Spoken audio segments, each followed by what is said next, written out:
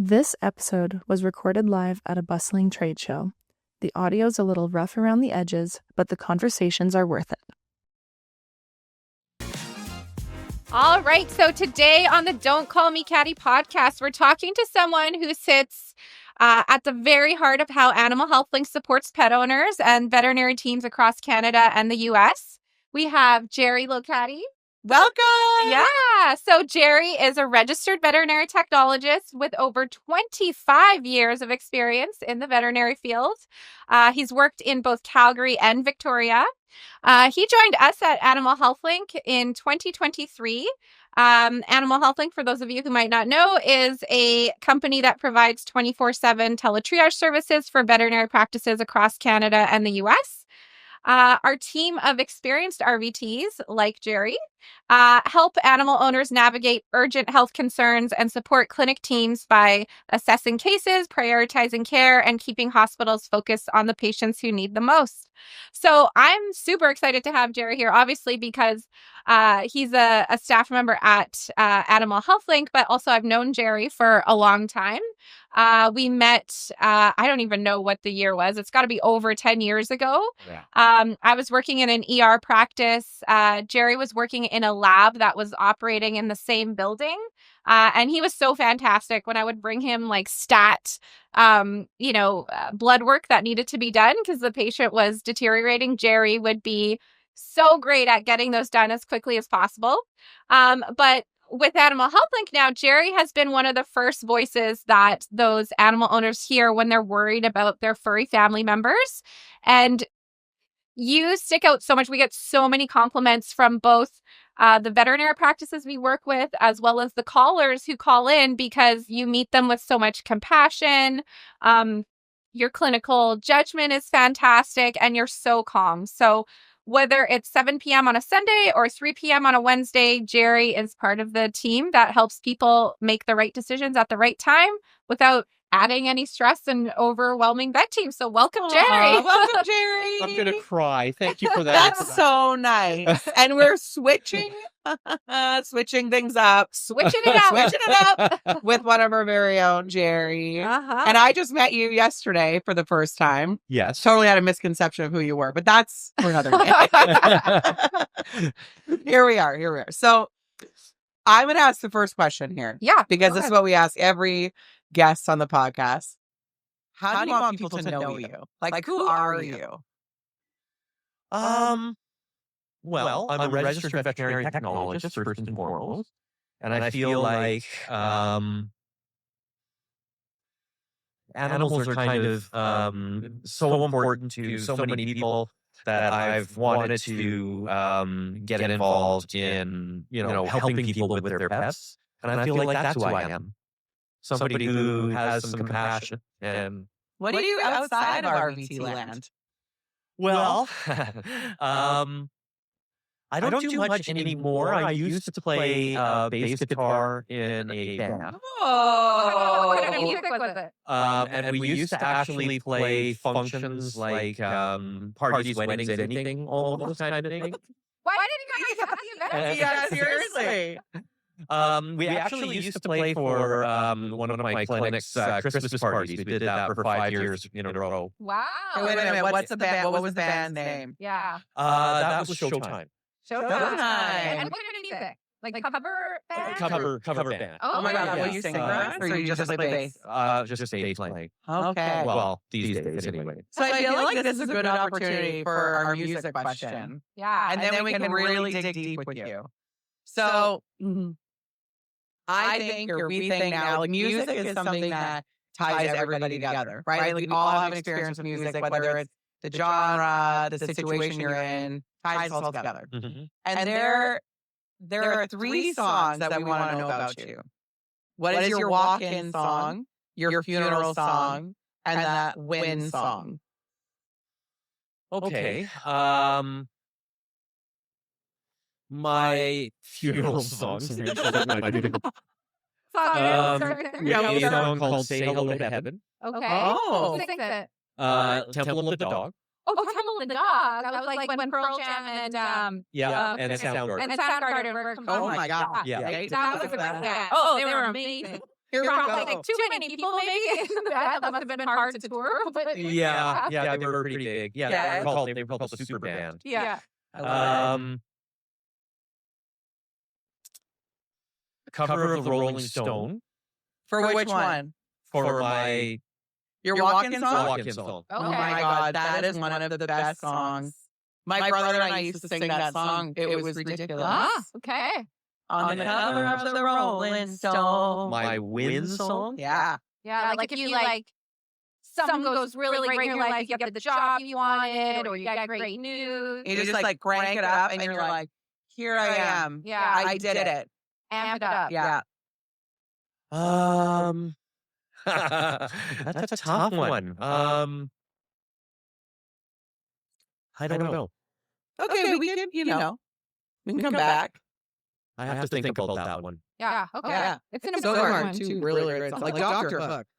Wow. Like you went Dr. Hook on that. I'm feeling it. I'm here for it. Okay. Well, so now you're working with us at Animal HealthLink.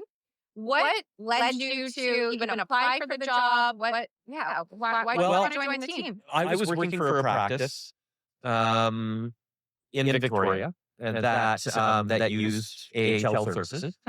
It was truthfully the first time I had ever really had any kind of exposure to any kind of teletriage or anything like that. We were all very excited on the first day and kind of wondering how it would work. And within a week, everybody that I was working with was talking about how fantastic and how much easier it made their lives. And that's what piqued my interest. And I had become available for an employee. And the first place I actually turned to or thought of was Animal HealthLink. I thought, what a great place to help as many people as I could. And I didn't realize at the time that Animal HealthLink was so expansive. We help people in the United States. We help people in Eastern Canada. We help people in Western Canada. I thought that it was kind of more localized to maybe 5 or 6 clinics in, but no, we help people all over the place. And I get to talk to such interesting people, Yeah. and learn about them and their pets. And so, Yeah, You got a podcast? Yeah. you on a podcast and you get stumped on a song. Funny thing about when we set up at the practice that you were at, it was myself and Crystal Chaput, who's one of our ops centers. We went and set up that practice here in Victoria, and it was funny because some of the staff didn't realize, because we were there on site the first couple of days, and it was so slam and busy that Crystal and I had talked to the doctors there. We were like, hey, we're here to set up a teletriage thing, but we're also two RVTs who have worked in emergency practice for a long time. If you need help on the floor, we can help you. So we were there, in the trenches, working on patients. And some of the staff were like, we didn't realize when we signed up, we're getting two RVTs who were going to be on the floor. We're like, oh no, that's just a little bonus. Yeah. But yeah, I'm glad it still worked out. So thank you for the story about why you joined Animal HealthLink. I love to hear the stories about why have you stayed with Animal Health? Well, I've stayed with Animal HealthLink because there's not a shift that goes by when I don't receive at least one compliment from somebody. Oh. And that just makes my day every day, Sometimes at the beginning of my shift, sometimes at the end of my shift, sometimes all through my shift. But I'm always getting some kind of compliment from somebody, whether it be a client, a doctor, or a client. Yeah. Of one of the clinics. And in fact, I've accidentally been called doctor once or twice. Yeah. I'll take it. Of course, I do tell them I'm not a but it's a feel good kind of job. You feel good at the end of the day. You realize you can kind of review your day and realize, I did this today. I helped a dog today. I helped a pig today. That's another Help the pig. Wait a minute. Animal HealthLink does work on pigs. We do work on anything. Any- We'll take anything calls and for everything. anything. Yeah. Anything you worry about, we'll figure it out. I want to know the pig story. Like what happened? Well, it was actually an East Coast call, and it was a bit of an odd call. The gentleman had called saying that his pig was just went from sleep to woke up startled and from his sleep and just started crying in pain. Oh. And I had never heard of this in a pig before. Anyway, it turned out that the doctor that was on call just so happened to be this pig's family vet. Perfect. Yeah, it was a pot-bellied pig. And that's another reason I love the job. I actually learned something that day. I called the vet and I said, look, this is what's happened. And the pig's crying in pain. And he's walking oddly as well. And he said, oh, I need to see that pig right now. It's probably 2:00. Ah. So something I had never heard of before. And this was one of the clients that was so thankful to have somebody with some knowledge Yeah. of pigs available to him, right? So basically, I was able to help him figure out, A, whether he needed to have this pig seen, and B, to get him the help that he needed. That's amazing. Evening. Yeah. And he was so thankful. And I know you know this, but with something like a plot, it's not something that can wait. Yeah. Absolutely. And that's such a great story. I mean, anybody who's answering the calls with us knows you get anything from like, she sneezed one today to, I ran over with the car yesterday. She hasn't walked it. Should I go? Yeah, that's more common than I expected. To be honest with you. I've answered that call about 20, 30 times. Yeah, absolutely. But yeah, we'll even get calls like, for example, my pet was at the hospital today, and I was told that I could come pick up Fluffy at such and such a time. I didn't make it there, and now they're closed. How do I get Fluffy? So everything from that to a pig that's thrown a plot. And all the things in between. Yeah. How did you get to here? Like how? Like what's your story between like how did you come in on RVT? Well, in the 90s, like a lot of people my age at the time, I was trying to make it in the music world. I mean Showtime. Showtime. Yeah. Right? Last Call was another band. And I quickly came to the realization that I needed to get a real job. So then it was, okay, what do you like? Well, I love animals. I always have. I'm one of these kids that always begged his parents for a cat or a dog or both, or, a little rodent of any kind of hamster. I had a mouse and anything like that. So then I had to think about, well, how much school do you really want to do? And how much debt do you really want to waste? That's a valid question. Yeah, when the decision was made, okay, I would rather do 2 years and then figure out whether I want to go any further with it after that, which we can as RVTs, or I could just go for it and do the 7 years of that school. Well, I decided to do the 2 years and kind of test it out. And I do love it, but I don't love school. And the fact that I was working with such great people and learning every day, I didn't see any reason to actually go any further with the schooling. I thought, I got a great job as it is. And, I've just been there ever since. That's amazing. I think so many people, when they think of veterinary medicine, they think of the veterinarian, right? Yeah. Because they're like the center of it all. But it's being an RVT is so fulfilling for me. And I think you say similar too. It's like, all the veterinarians are fantastic. They do a great job. They're so integral to animal health. And they're, part of our team. But being an RVT is so awesome too. Like I love how much scope we have. Yeah. And the one thing I'd love to ask you next is about moving from in-clinic work to teletriage. There's a bit more autonomy that you get, right? As an RVT, where you're not in clinical work, you're making some judgment call that maybe when you're in clinic, you've got, the veterinarian there that you might ask for. How has that transition been for you? Well, truthfully, at first, I was a little bit overwhelmed by that whole, autonomous kind of situation. And here I am sitting at a desk with my headset on, and in your house, in my house, yeah. and making some pretty big decisions. Yeah. But the thing that's great about Animal HealthLink is I've got the guidance there.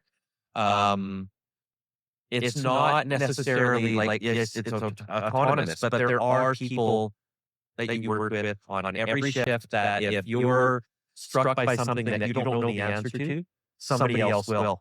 Yeah. And they're just a key throw away, right? So you can send a message to anybody, that you're working with. I know sometimes Leilani's actually there and chimes in. And I just find it so helpful having everything all set up for us with the app. We know what questions we need to ask. We know what needs to be seen now, what doesn't need to be seen now. So yes, it's autonomous, but at the same time, we have the guidance. Right. Do you feel like, because you are, your hands on but hands off, right? Like the difference. Exactly. That's a good way to put it. Yeah. So, and then with the consumer on the other end, like that, how do you navigate that conversation when they might be super fearful of what's going on and you are like the lifeline right now? Yeah, maybe to add to that too, maybe you can walk us through what does the phone call look like? Yeah. On your end from Animal HealthLink, from the point that someone's calling with a concern to wrapping up that call. So, first of all, whenever you have somebody that is, you have to remember that you're seeing people not on their best day, or you're talking to people not on their best day. They've got a concern about their pet. So you just have to stay calm yourself. I try not to get too worked up by whoever I'm talking to. So a call comes in, for example, something that's very common, porcupine quills. Oh, yeah. Maybe not here on the island, but everywhere else. Yeah. And there's some of my favorite calls, actually, because as soon as you get the call that you have to get a vet involved. But you'd be surprised how many people are in a panic when their pet has a mouthful of porcupine quills. Yeah. So again, treating it with compassion and trying to be as calm as possible. You just basically take their information. We do go through some set triage questions. We call them the ABCDs of triage. Okay. Airway, breathing, circulation, disability. And that we use as a guide to figure out whether it is a case that needs to go in right away. Porcupine quills will go in right away. Let's say it's a dog that's vomited 3 times and, he's breathing normally, he's bright alert responsive, he's walking around, everything else is okay. Interested in food still. Interested in food still. I'll still eat. I It's a laboratory. I said 5 minutes ago when you vomited right away. Okay, don't feed him. Let his tummy calm down before you feed him. But if it's an emergency type situation, it depends on whether we've got veterinarians on call. We've got 2 different ways of doing it. We've either got veterinarians that are on call, and we know who those veterinarians are. So once we've determined that they need to see the vet, we call said vet and we let them know about the case. We round them the case. And then they basically will tell us, okay, I will meet them at the clinic in X number of minutes. I verify with the client that they can meet the vet and then want to meet the vet in X number of minutes. And basically, that's a call from beginning to end. Okay, and for what about the cases that aren't an emergency that you're not calling the vet in for? Okay, so if they're not an emergency and I'm not calling the vet in, then I basically will give them recommendations as to how long I think they can wait before they see a vet. So 24 hours, 12 hours, depends on the time of the day. And then I will let them know. So it depends on whether the vet has a booking link. Sometimes you can send a booking link to people and have them actually set up their own appointment online. Otherwise, it's a situation where you give them some things to watch for or reasons to call us back and potentially increase the urgency. If that urgency doesn't need to be increased while they're watching their pet, then they can call the clinic themselves the next morning. Or if it's on a Friday and they can wait till Monday, they can call on Monday morning kind of thing. And that's usually the way that kind of thing works. So people are usually very, very thankful when you say, okay, your dog's vomited 3 times and you just fed him and then he vomited. Why don't we just hold off on food and water for a couple of hours, maybe even overnight, and we'll give your vet a call in the morning, the person who knows your pet better than anybody else. So, Have you ever had a case that you still think about that just weighs super heavy on you? And how do you navigate? Because I feel, and I'm not in that world that you're in, but I feel like there's probably situations where you just wish you could just jump through the phone. yeah, there are. Right? There Like, are. can you talk a little bit about Yeah, you manage yourself too? well, a lot of our clients are in rural areas, and sometimes people will call. They either don't have the money to seek care, the finances are a problem, or they're unable to travel. And those are the ones I feel the worst for. Just because they want to do something, but they might not necessarily be able to. Yeah. And some of these pets are in pretty, major need of seeing, they might be on their, deathbed or, so those ones I feel sorry for because I can't just reach through the phone and treat them myself kind of thing, But, you just have to keep a steady head and, give them the best advice that you can. Sometimes even if it's as little as, keep yourself calm, keep your pet calm, and just spoil your pet as much as you can. Yeah. Tonight. I've had calls like that too, where there's nothing we can do because they can't get to a vet for whatever reason, and have those exact conversations where it's like, I want you to cuddle him as much as possible, tell him everything that you want to say, and comfort him as much as you can. Keep them warm. Yeah. Keep them Yeah. cool. And sometimes people just need something to be able to do. And I always say, when we get those calls where it's like really difficult and it weighs on you, what would that person have done had they not had us to be able to call and access, not been able to talk to a Jerry or, whomever?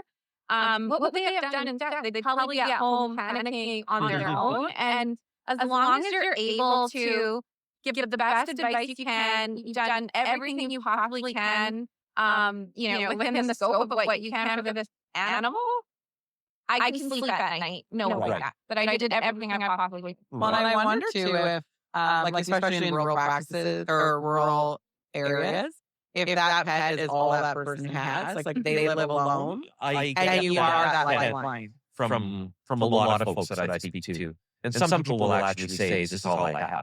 But that's got to be so heavy on your heart. It is. But as long as you know that you're doing, like Leilani said, the most that you can. I mean, there's only so much that you can do, right?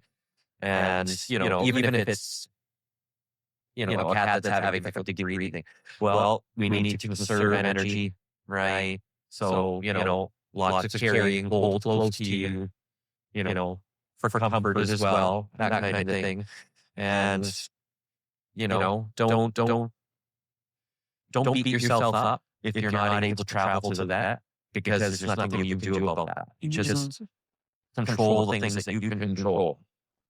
Right? Do you ever have to stay on the phone, Yes. like for longer than maybe what you normally would? Yes. It depends on the case.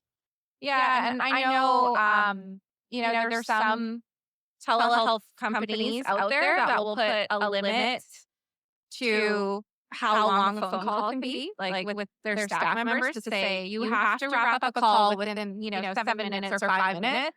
We consciously made sure that was never going to be a line in the sand for us, because the calls are so different, and that not only is difficult for the caller, but that weighs very heavily on the person answering that call, because sometimes that animal or that caller needs a little bit more time and grace and compassion, and it's going to take longer than 5 or 7 minutes. You get other calls that you can wrap up in 2 minutes. A cabin call that's like 2-minute call. 2-minute call. Great. We're done. Second, if you get those questions for starting in 10 minutes. Thank you.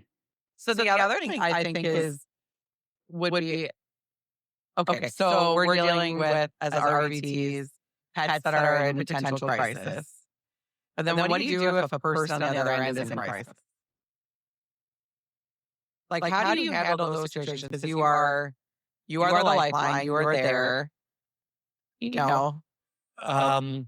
That's where our ops managers and lead techs are incredibly valuable resources to us as operators, because sometimes it is over our heads as well. Yeah. Especially when you're dealing with a person that might be in crisis, and it has happened.